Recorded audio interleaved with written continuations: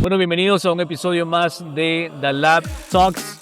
The Lab Talks, por si no lo sabes, es un espacio, un momento donde podemos tener una conversación un poco explorativa, una conversación que estimula, que reta algunas ideas. En algunas conversaciones, de hecho, hay algunas opiniones o pensamientos que son distintos que el mío y probablemente muchos de ustedes, pero la idea es poder explorar, ¿no? Poder hacernos esta pregunta, poder evaluar, hacer los cambios que tenemos que hacer y orientarnos siempre a poder cumplir nuestro objetivo, ¿no?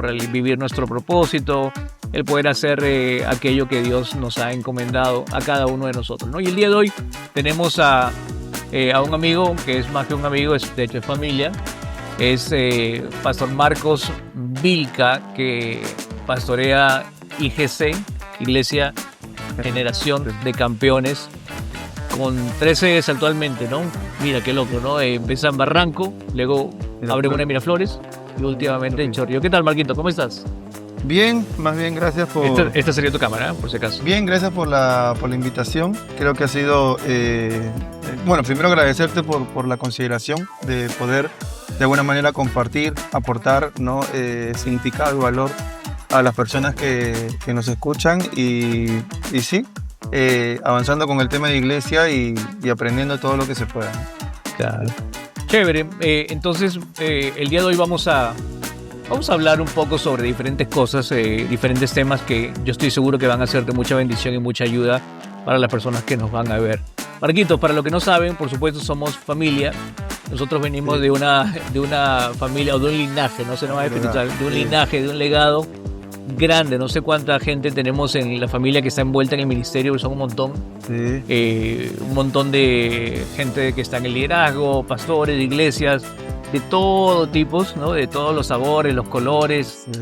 Denominaciones, preferencias, algunas más conservadoras que otras, otras un poco más rayadas, entonces de todo un poquito, ¿no? Sí, sí. Pero es bien lindo el poder ver cómo el impacto y el legado, en este caso de nuestro abuelo, de Artemio, sigue generando frutos, ¿no? A través de los años.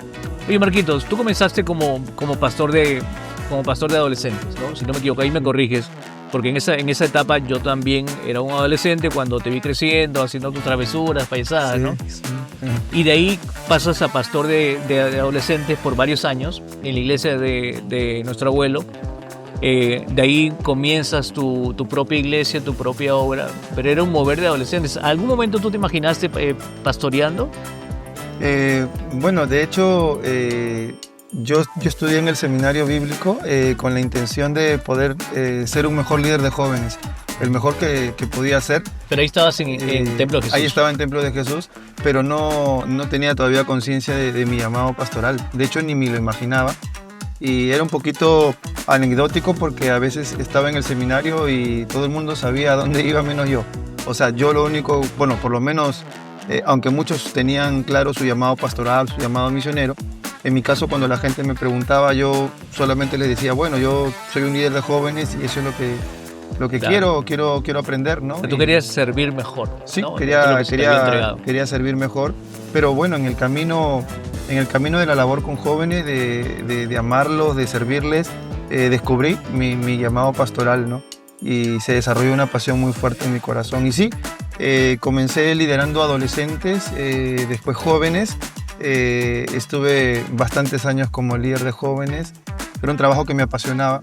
Claro, pero ahí hubo un mover, un mover de Dios bien particular, sí, ¿no? Hubo un despertar, una revolución, una pasión por servir a Dios, por hacer iglesia de una manera de repente diferente, más pensando en las nuevas generaciones que hoy día es algo normal y suena bastante amigable, pero en aquel tiempo era como una especie, era como un delito, ¿no?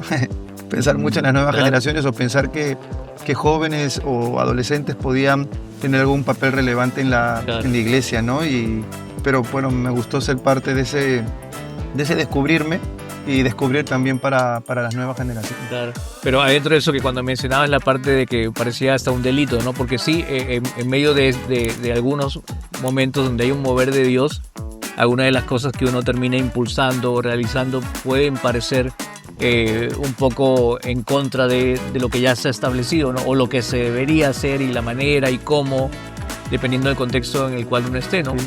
Pero Sí. toca en algún momento quizás tomar esa decisión de poder afrontar la tensión que uno está atravesando y que uno va a atravesar si es que decide seguir adelante, ¿no? Sí. Porque tú no paraste cuando la tensión No. se puso fuerte, ¿no? No, yo por lo mismo de la juventud de repente y con mucha fuerza, pues los obstáculos más bien nos encendían más hacia aquello que Dios quería que nosotros abrazáramos. Creo que ha sido todo un proceso y sí, cada vez que nos toca ser los primeros en algo, por decirlo así, pues las piedras nos alcanzan más temprano a nosotros. Claro. Pero también tiene su parte buena, ¿no? Porque ya con la experiencia nos permite también ser un escudo para aquellos que mañana quieren levantar algo pensando en las nuevas generaciones, que es algo que ya hoy día es muy comúnmente aceptado en las iglesias. Creo que toda iglesia ya está pensando un poco más en las nuevas generaciones, pero se debe también al sacrificio de muchas personas que pusieron el pecho, ¿no? En ese tiempo, ¿no? Para que hoy día pudiéramos tener una iglesia mejor, más integral, ¿no? Y más pensando en el mañana. Eso ha sido maravilloso, ¿no? Sí, a mí me parece interesante, ¿no? Porque por un lado, gran parte del éxito en todo lo que uno quiere hacer está en poder atreverse a enfrentar los obstáculos, ¿no? Por más que muchos de estos son difíciles, pero también a tener cierta claridad en nuestra ilusión, porque en algunas cosas sí estamos muy ilusionados y a veces nos pinta un panorama distinto, ¿no? Pero el poder tener cierta claridad en lo que uno quiere lograr para atreverse a dar ciertos pasos adelante, ¿no? Sí. ¿Y cómo es que de ahí pasa, por ejemplo, a poder animarte? Porque una cosa es dirigir un grupo de adolescentes, un grupo de jóvenes, pero de ahí atreverte a lanzar tu propia, una iglesia, ¿no? Claro. ¿Cómo es el inicio para Marcos como persona a nivel de liderazgo? Bueno, en este caso, por ejemplo, nosotros, la iglesia no comienza propiamente conmigo, pero sí con una persona que creía mucho en las nuevas generaciones y tenía corazón muy conectado a mí. Era mi pastor, que más allá de algo teológico que él nos pudiera brindar, creo que simplemente eligió abrazar lo nuevo, eligió abrazar las nuevas generaciones, eligió creer en alguien más. Y me tocó caminar con esta persona en la iglesia durante 3 años. De hecho, en inicio había la idea de que yo pudiera pastorear, ¿no? Pero no acepté en ese tiempo la propuesta porque consideré que habían cosas que me faltaban desarrollar. Consideré que no era mi tiempo, que de no repente. estaba listo, quizás. No estaba listo. Pero 3 años después se volvió a abrir la oportunidad y sentí que ya era el tiempo de Dios y muchas cosas habían cambiado en mí, como también fuera de mí, es decir, mi contexto, el círculo que me rodeaba, de alguna manera estaba más seguro, ¿no? Ojo, yo era soltero, era relativamente joven y a veces fue la desconfianza, ¿no? De que un joven o un pastor es soltero pudiera asumir algo como que no era algo que todo el mundo aplaudía o iba a abrazar fácilmente. Hoy día se estila bastante y se cree en los pastorados de jóvenes, bastante hoy. Pero se apuesta más hacia eso. Sí, se apuesta más. De hecho, se prefiere más, hay una inclinación mayor hacia ello. Pero en aquel tiempo no. Entonces, otra vez me tocó recibir las dudas, los cuestionamientos, gente que esperaba ver para creer, ¿no? Y no creer para ver. Entonces, sí tuve gente que me dijo directamente, al asumir yo, bueno, no te veo como mi pastor o no te veo como un pastor, ¿no? Pero tiempo al tiempo, vamos a ver si te gana nuestra confianza. Entonces, fue un desafío para mí. Me tocó hacer muchas cosas solo porque no tenía todo el apoyo aún dentro de mi propia iglesia para comenzar. Había mucha duda. Pero bueno, en el tiempo de Dios las cosas se fueron acomodando y los vientos soplaron más a favor de lo que Dios quería hacer en mi vida y creo que me ayudó mucho a desarrollar el fruto de la paciencia, Claro. del esperar, de entender que todo tiene su tiempo, que creo es es un talón de Aquiles para las nuevas generaciones, de querer apresurar, acelerar, Claro. correr, ¿no? Y a veces el ímpetu. El problema del joven es su pasión, Claro. como también su virtud, ¿no? Pero a veces puede ser contraproducente si no lo manejas Claro, equilibradamente. claro. Y también es importante ahí tener personas adecuadas alrededor que pueden ayudar a guiar ese proceso, ¿no? Ok, Marquito, yo tengo otra pregunta, porque en lo que tiene que ver con el avance de los proyectos y las iniciativas y lo que uno puede lograr en Dios, en tu caso has tenido que aprender a enfrentar progresivamente en diferentes etapas las adversidades, ¿no? Pero una de las cosas que yo he reconocido como una de las cosas que más cargan a un líder y en tu caso a un pastor es las tensiones o las adversidades que sufrimos o tenemos que vivir cuando hay personas que se levantan en diferentes momentos en oposición o que no están de acuerdo o no ven las cosas de la misma manera. Y para alguien que está entregado como tú o como yo a la obra o personas o este tipo de proyectos, eso pega, Sí. ¿no? Y creo que pega de una manera especial. ¿Cómo alguien como tú, en el alcance que tienes, has podido manejar ese golpe emocional, por ratos de repente ciertas traiciones, ciertos desacuerdos, heridas? ¿Cómo tú las has sobrellevado para que no te desanimen o la verdad para que tampoco te tumben, ¿no? Sí. Bueno, en el tema pastoral, pues hay, especialmente cuando uno comienza, hay los obstáculos de fuera y los obstáculos de dentro. En mi caso, cuando comienzo, hay cuestionamientos, hay observaciones, y una de las cosas que a mí me ha ayudado es mantener el enfoque, no estar pendiente de lo que alguien dice o de lo que alguien está cuestionando, sino simplemente enfocarme en lo que Dios me ha llamado a hacer. Me sirvieron dos cosas. Me acuerdo una persona influyente del medio en nuestro país, una Ajá. vez le escuché decir que si una persona sube al ring a pelear, a querer pelear contigo, pero tú nunca subes, él no va a tener con quién pelear, se va a cansar de esperar y finalmente se va a retirar. Ajá. Entonces, muchas veces me ayudó el no estar enfocándome en responder cuestionamientos, críticas, etcétera, que podrían ser válidas también, Claro. ¿no? A veces la gente critica lo que no entiende, ¿no? Entonces, creo que eso me ayudó bastante, ¿no? ¿Es eso el manejo del impulso también? Sí, sí, por supuesto. Y por ejemplo, me ayudaba a desarrollar mi dominio propio, mi inteligencia emocional para lidiar en el futuro con cuestiones similares. En la Biblia, Nehemías dice que sus enemigos, Sanballat y Tobías, le mandaron cartas, ¿no? Para que él pudiera tener una reunión con ellos, pero me gustó su respuesta, ¿no? Yo estoy ocupado en una gran obra y no tengo tiempo para ir porque cesaría la obra. Es el enfoque. Enfoque que permite que podamos avanzar mejor y que nos permite producir más también, ¿no? ¿Y la carga, Marco? ¿Emocional? La carga emocional. Sí, bueno, en el caso de la carga emocional, el no enfocarme en lo que otros dicen o en el cuestionamiento de otros me ayudaba, ¿no? Y también pedía a las personas de mi entorno que en ciertos asuntos cerráramos, ¿no? No habláramos y lo dejáramos pasar para que no se convirtiera en una carga emocional pesada para nosotros, que no teníamos por qué cargar, porque yo puedo controlar lo que yo hago, pero no lo que otros hacen. No podía dictar una norma y evitar los cuestionamientos. Siempre Claro. siempre va a haberlos, ¿no? Y eso es inevitable, ¿no? Y bueno, otra cosa que me ayudó fue que cuando yo comienzo a pastorear, tuve gente que me dijo, debes hacer las cosas así, ¿no? Y en un caso más extremo, yo por mi juventud, hubo gente que me dijo, haces las cosas así o si no, no vas a contar conmigo, ¿no? Entonces, ¿Pero te refieres que eso ayudó o que no ayudó? no, o sea, eso no ayudó.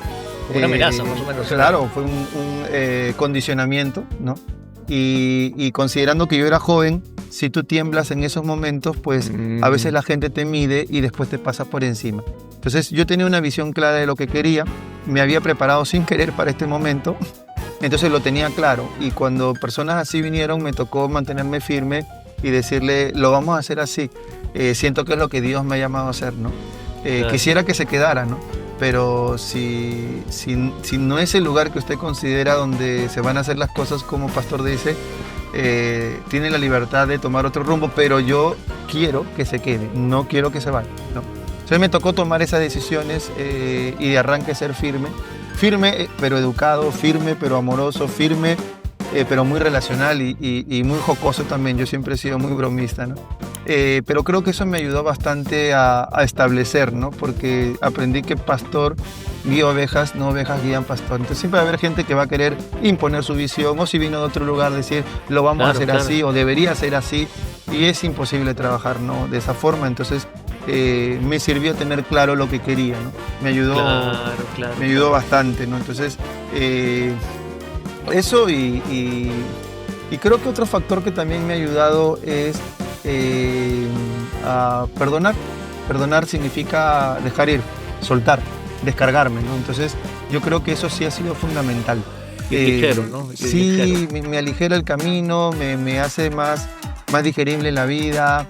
Yo soy así, o sea, pasa algo, digo, a perdonar, pasar la página, sigamos adelante, ¿no? Entonces me tocó tener gente que desde otra trinchera cuestionaba lo que hacíamos, pero hoy día son parte de nuestra iglesia, son parte de nuestro equipo, increíble, ¿no? Otra vez repito, la gente critica lo que no entiende. Probablemente muchas cosas que hacíamos no lo entendían, pero con los años se dieron cuenta que realmente servía para la extensión del reino. Entonces, el perdonar, el aprender a pasar la página, el pasar por alto la ofensa, el no preocuparme por lo que otros digan, me ayudó mucho en mi descarga emocional. Y yo sí puedo reconocer que de alguna manera en esa área he vivido bastante ligero, o sea, bastante ligero. No me complico, no estoy todo el día pensando en si alguien dijo algo o si alguien posteó algo, no, tranquilo. Claro. O si alguien me trae un comentario, me dice, pastor, están diciendo esto, yo, fresh, ¿no? O sea, pero sí me ayudó mucho perdonar sí fue claro. Eso creo que, por ejemplo, porque sé que cada persona como está construida y hecha diferente, quizás hay una mayor propensidad hacia algún tipo de manejo o reacción, ¿no? Sí. Por ejemplo, en mi caso, mi personalidad o mi tendencia, por más que yo la haya trabajado o lo estoy trabajando, es el yo sí mastico. O sea, mi personalidad mastica y le piensa y va a hacer la novela y se hace una serie de preguntas, ¿no? La diferencia es que lo que comunico es a veces muy opuesto a lo que siento. O sea, ¿qué es lo que quiero decir? Que a veces y he aprendido a hacerlo mejor con los años, ¿no? Por más que reconozco que tengo una propensidad quizás a masticar y a sentirme mal por lo que está sucediendo y cuestionarme, en el momento de comunicar o expresar o dar un paso adelante, me aseguro de que mi emoción no dicte mi acción, ¿no? Pero eso no significa que no sienta o que no me duela o que no esté con mil preguntas, ¿no? O que no me sienta en algún momento, pues seguro que te ha pasado, ¿no? O que en algún momento no me sienta de verdad traicionado. Sí. O frustrado porque de repente no me puedo defender, ¿no? Sí. Por el bien de las personas y todo eso, ¿no? Pero eso creo que es clave para las personas y reconocer de que cada uno lo maneja diferente, pero siempre, aún así, tuviéramos una propensidad a manejarlo así o así, podemos encontrar la forma de hacerlo mejor. Sí. Porque esa es la oportunidad que tenemos todos, ¿no? Ahora, en el ministerio es imposible no ser traicionado o defraudado o decepcionado. Creo que lo vivió Jesús y si el mejor líder de la historia lo experimentó, inevitable que nosotros no lo experimentemos, ¿no? Me ha tocado bendecir y pasar la página en mi caso. Claro. No podemos negar que duele porque somos seres humanos, pero no debemos dejar que duela más del tiempo que debe. O sea, las cosas deben doler un tiempo, uno debe pasar la página y avanzar y seguir enfocado, ¿no? Entonces, eso yo creo que a mí me ha ayudado bastante, a digerir cosas como esas y bueno, con el tiempo la gente aprende, ¿no? Claro. Me ha tocado darles oportunidades más adelante porque las personas pasan por evoluciones, ¿no? Y de repente a ellos les toca aprender mañana después, ¿no? Y bueno, el haber perdonado me permite abrir una nueva oportunidad y encontrarme con esa persona en una nueva etapa, ¿no? Claro. En que aprendió, en que entendió, en que digerió diferente la situación y nos permite avanzar mejor. Pero sí, lo he experimentado, ¿no? Algo que me ha ayudado mucho es crear un equipo de liderazgo fuerte y extenso. Cuando el barco sufre un golpe, como son muchas manos las que están sosteniendo, no sientes tanto, ¿no? Claro. Pero cuando solo tienes 2 o 3 cargando todo, alguien quita su mano y sientes más el impacto. Entonces algo que sí me ha ayudado es eso, el tener muchas manos sosteniendo lo que hago. Y aunque la gente a veces suele atribuir al pastor los logros, creo que no. Creo que hay mucha gente que en equipo nos ha ayudado a sostener la iglesia, pero también nos ha ayudado a sostenernos a nosotros emocionalmente. Porque el golpe lo hemos sentido menos. Claro. Eso. Ahora, una de las cosas que estoy notando, Marco, es que, y porque te iba a preguntar sobre habilidades, sobre dones, talentos, sobre cualidades que tú tienes y has podido desarrollar para poder cumplir estas funciones, porque la realidad es que adentro de todo esto requiere cierta capacidad, cierta mentalidad, cierta competencia, en algunos casos hasta ciertas personalidades favorecen más ciertos resultados. No me refiero a que sean exclusivas, pero sí, pues naturalmente hay ciertas personalidades para ciertas labores que son naturalmente más convenientes, ¿no? Claro. Pero igual Dios se puede mover en cualquiera de estas. Sí. Pero una de las cualidades que he visto, porque la estabas mencionando, es que adentro de tu desarrollo y el armar y el crear iglesia y levantar equipo, es que tú has podido armar y desarrollar equipos de trabajo, me refiero, ¿no? El poder saber las necesidades que hay adentro de esta estructura y las oportunidades que hay para involucrar estratégicamente a otras personas, ¿no? Sí. Entonces, la malla que tienes de estructura y de liderazgo que has podido construir ha sido una malla bastante amplia y compleja, ¿no? Pero bastante funcional a la misma vez. Ahora, eso, Marco, es una cualidad. Sí. O si lo miras así, es una fortaleza. ¿Qué otras fortalezas tú crees que has tenido desde hace años y que has desarrollado durante los últimos años que han ayudado a que en el caso de iglesia, porque tu iglesia está en desarrollo y en crecimiento, ¿no? En caso de iglesia hayas podido lograr lo que estás logrando hasta ahora y que te lleve hacia donde quieres llegar? Bueno, algo que me ha ayudado mucho es desarrollar mucho mi capacidad para desaprender. Alguien dijo que 70% del aprendizaje es desaprendizaje. Y otra persona, un autor, decía que el mundo cambia 5 o 10% cada año. Entonces, el mundo está cambiando muy rápido. Alguien dijo que hemos cambiado en los últimos 5 años lo que no habíamos cambiado en 100. Entonces, si el mundo está cambiando muy rápido, eso nos desafía a nosotros también a desaprender rápido. Antes podías tomar este proceso más lento, pero ahora no. Y creo que junto con ello me desafió mucho a desaprender. Yo vengo de una crianza, vengo de una forma, vengo de manejar ciertos conceptos que más que todo han sido paradigmas en mi vida, pero el leer, el mirar cómo hacen iglesia en otras partes del mundo, el tener una mentalidad, una mente elástica me ha permitido desaprender más rápido para poder abrazar lo nuevo. Entonces sí me ha ayudado bastante eso, porque siempre trato de estar viendo qué funciona en mi generación, porque lo que me sirvió hace 5 años no necesariamente me va a servir ahora. Entonces trato de no necesariamente hacer lo que todo el mundo está haciendo, sino lo que Dios me ha llamado a hacer.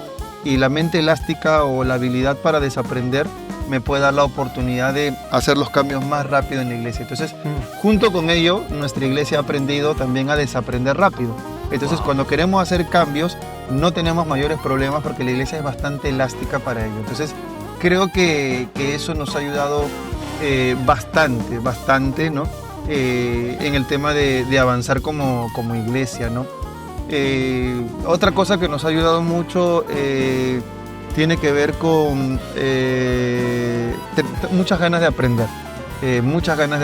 Yo siempre he tenido muchas ganas de aprender. Soy capaz de tomarme un avión e irme a otro país simplemente para tener algunas horas sentado escuchando a alguien cómo lo logró o cómo lo hizo. Entonces, ya he tenido la oportunidad de viajar con mi equipo. Pero mi pasión por aprender, tanto desde la lectura de un libro como desde un viaje o una conferencia, me ha permitido tener más herramientas para implementar cosas nuevas que funcionen en nuestra iglesia. Entonces, junto con el desaprendizaje, también mucha pasión por aprender, mucha pasión por estar a la altura de lo que esta generación exige que nosotros podamos tener para bendecirnos. Wow. Eso. Ahora me parece fenomenal, ¿no? O sea, por un lado dijiste la elasticidad, que puede ser similar a flexibilidad, o también la disposición para desaprender O sea, todo eso me parece interesantísimo, ¿no? Porque creo que adentro porque va de la mano con el crecimiento personal, con tu deseo de poder aprender y estar expuesto a información, ¿no? El adquirir información y conocimiento, ¿no? Ahora, como esos dos van de la mano, me parece también que es una combinación sumamente poderosa, ¿no? Sí. Porque mientras vas buscando maneras, nuevas formas, información para aprender y expandir tu mente, y tienes una postura de bastante elasticidad, donde no estás estancado en solo una manera. Exacto. Y una respuesta ante las necesidades o las dificultades o las oportunidades, entonces puedes quizás hacer mejores conexiones. Sí. Me refiero a nivel de idea o a nivel mental, ¿no? Cuando tienes que plantear nuevas propuestas, ¿sí? Por ejemplo, o de ver nuevas soluciones, ¿no? Por ejemplo, nosotros nunca habíamos, no teníamos, nunca habíamos concebido la idea de abrir otras sedes. Ajá. De hecho, hace 5 años alguien me preguntó en la iglesia si yo tenía planeado abrir una sede en otro lugar y le dije que no, porque no estaba en el plan. O sea, no lo tenías en la mente como algo factible para ustedes. Estábamos bien donde estábamos creciendo donde estábamos y nos sentíamos bien donde estábamos. Pero en algún momento sentimos que Dios nos guió a esto y junto con ello teníamos a la mano nuevos aprendizajes, como por ejemplo el concepto de iglesia multicampus, una misma iglesia en distintos lugares. Claro, claro. Entonces la información llega a tiempo cuando Dios estaba trabajando en mi corazón. Y eso nos permitió en este caso abrir 2 sedes, ¿no? Claro. Tampoco teníamos planeado... Ahora, 2 sedes en un plazo corto, es decir. Sí, en un corto tiempo, 1 año y medio. Y lo otro es que, por ejemplo, no teníamos tampoco planeado formar pastores. Ajá. O impulsar pastores, nada de eso. Pero junto con lo nuevo, abrazamos lo que Dios quería hacer y nos entrenamos para ello. Te comentaba que me gusta aprender, por ejemplo, ahorita estamos por ordenar a 2 parejas pastorales en nuestra iglesia. Monstruo. Y justo en el avión que me venía de viaje de Argentina, me venía leyendo un libro sobre llamado pastoral. Ajá. ¡Wow! O sea, un librazo el que estaba leyendo acerca de cómo un llamado se va desarrollando en el corazón de una persona. Para yo poder entender al pastor que estoy preparando, claro. Pero también para tener mayores herramientas para capacitarlo. Entonces,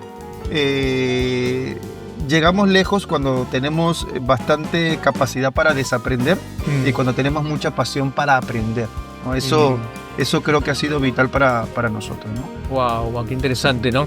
Me encanta la postura, me encanta la flexibilidad, la manera de pensar que has podido adoptar.